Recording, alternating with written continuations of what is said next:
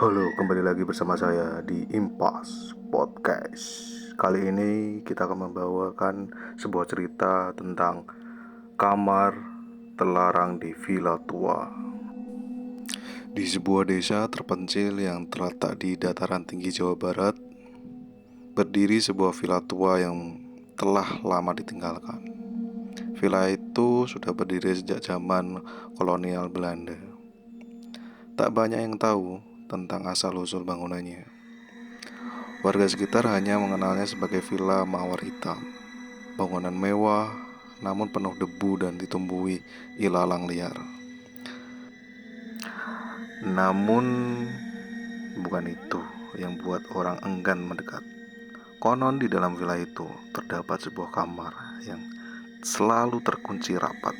Orang-orang menyebutnya kamar terlarang. Cerita ini bermula dari seorang mahasiswa bernama Raka, mahasiswa arsitektur tingkat akhir.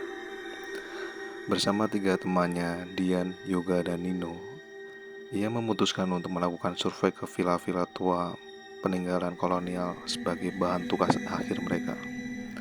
Melalui koneksi dosen pembimbingnya, mereka mendapatkan akses untuk mengunjungi Villa Mawar Hitam.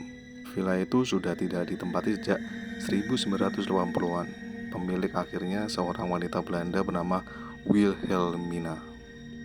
Tiba-tiba menghilang tanpa jejak.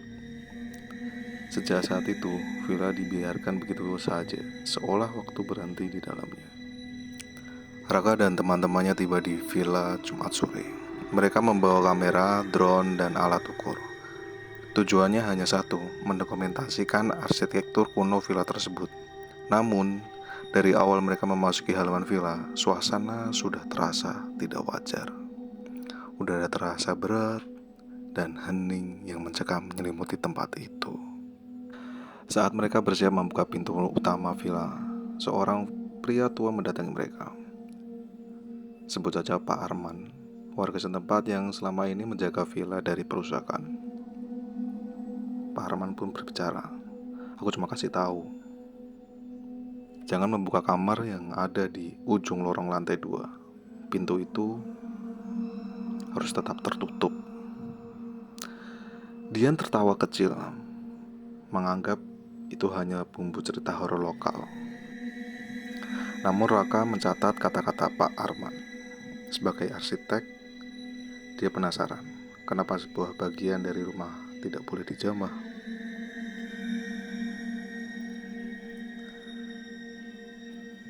Malam pertama mereka habiskan dengan mengambil foto dan membuat sketsa interior. Namun malam semakin larut, suasana berubah. Sekitar pukul 1 dini hari, Nino yang sedang merekam ruangan mendengar sesuatu. Ada suara seperti tangisan.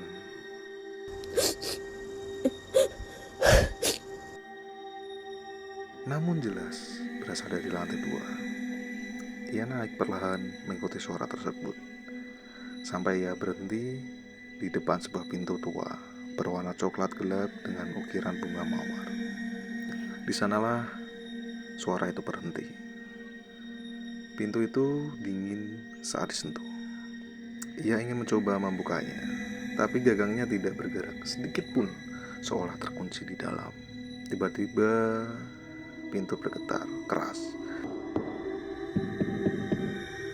Nino pun lari tunggang langgang ke bawah.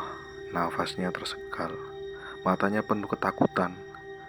Kamar itu, ada yang di dalam, katanya sambil tersedak-sedak. Malam berikutnya, dia memutuskan untuk merekam dengan kamera inframerah di lorong lantai 2 mengarah ke kamar terlarang. Hasil rekamannya menunjukkan hal yang mengejutkan. Sosok perempuan tinggi dengan rambut panjang muncul di depan pintu kamar. Ia berdiri lama, menunduk sebelum akhirnya menoleh perlahan ke arah kamera. Wajahnya tidak memiliki mata. Mereka panik dan memutuskan untuk pergi keesokan paginya. Namun Raka belum puas. Ia merasa ada yang belum selesai. Ia mencari-mencari dokumen tua di dalam perpustakaan villa. dan menemukan sebuah buku harian milik Wilhelmina. Dalam buku harian itu, Wilhelmina menulis tentang anak gadisnya yang bernama Eva, seorang gadis remaja yang dikurung karena dianggap sakit jiwa. Tapi semakin Raka membaca, semakin jelas bahwa Eva bukan gila. Dia kerasukan. Pada halaman terakhir, Wilhelmina menulis, "Eva, tak lagi anakku. Malam ini aku menguncinya, biarkanlah ia tinggal di dalam kegelapan selamanya. Jika pintu itu terbuka, maka iblis akan kembali." Raka merasa dingin menjalar ke tulang belakangnya.